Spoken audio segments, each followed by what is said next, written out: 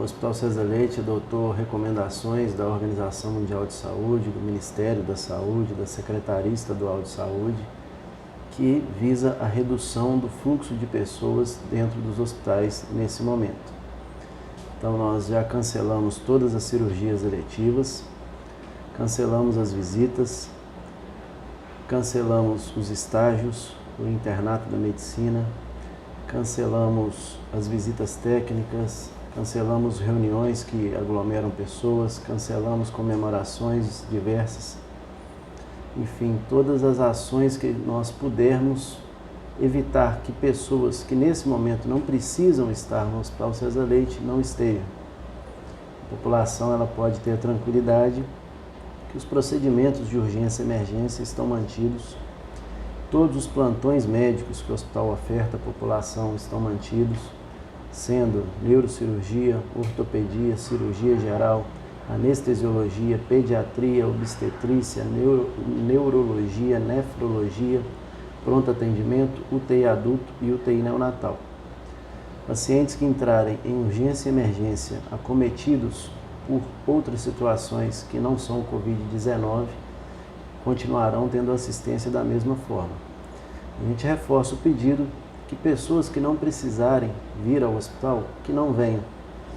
O hospital, pela própria natureza, já é um ambiente insalubre e com essa questão do Covid-19 ele se torna um pouco mais insalubre.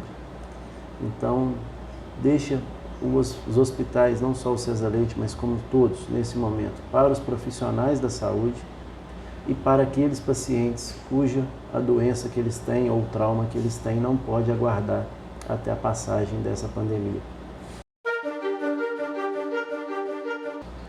Nós acompanhamos, principalmente na China e na Itália, um altíssimo número de profissionais que se infectaram e, infelizmente, o alto número também de nossos colegas que vieram a falecer.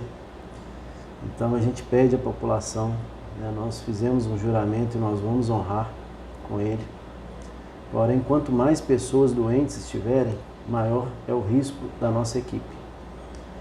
E não conseguimos fazer assistência aos nossos pacientes se a nossa equipe adoecer.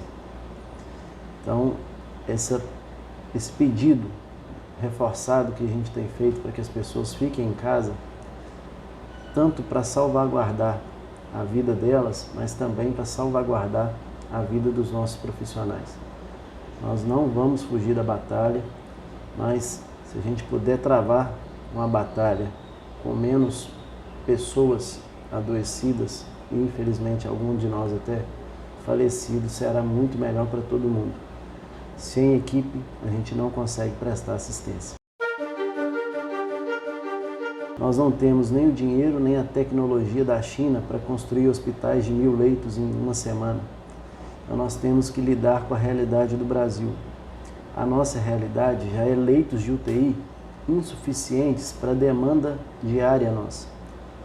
Quando a gente enfrenta um surto desse, que o número de pacientes que necessitam de UTI, eles aumentam exponencialmente num período muito curto de tempo, pode vir a acontecer o que está acontecendo na Itália, que é não ter leito de UTI para o número de pacientes que adoeceram de forma grave. Então esse apelo, e é um apelo muito sincero de todos os profissionais da saúde do Brasil, isso não é uma realidade só de Manhuaçu, para que as pessoas fiquem em casa. Os países que conseguiram conter o Covid-19, a principal estratégia que eles usaram foi o isolamento social. A ciência comprova que a maneira mais eficaz de conter o Covid-19 é as pessoas ficarem em casa. Algumas pessoas podem achar que a gente está fazendo um terrorismo, um sensacionalismo. Não é. Já são mais de 10 mil mortos. Só na Itália são mais de 4 mil mortos. Ontem apenas na Itália morreram mais de 600 pessoas. A curva do Brasil, ela está muito parecida com os países da Europa. Ela não está parecida com a China. Hoje a gente tem Espanha e França com um cenário se aproximando ao cenário da Itália. Os Estados Unidos já tem um cenário muito preocupante também. Então nós estamos falando de países que têm muito mais dinheiro e têm uma estrutura melhor que a nossa. os estragos no Brasil, o número de vítimas no Brasil, ele pode ser muito maior que esses países pelo tamanho do nosso país, pela pobreza do nosso país em relação a esses que eu citei e pela aglomeração, principalmente em favelas, em comunidades no nosso país. Então a gente precisa conter e que as pessoas adoeçam de forma lenta e gradativa. A gente não pode ter um pico como acontece nesse momento na Itália, porque o nosso sistema de saúde não é só o nosso, nenhum do mundo está preparado para isso, mas o nosso, por ser um país em desenvolvimento, um pouco menos preparado que esses que a gente citou. Nós, profissionais da saúde, não vamos ficar em casa, não podemos.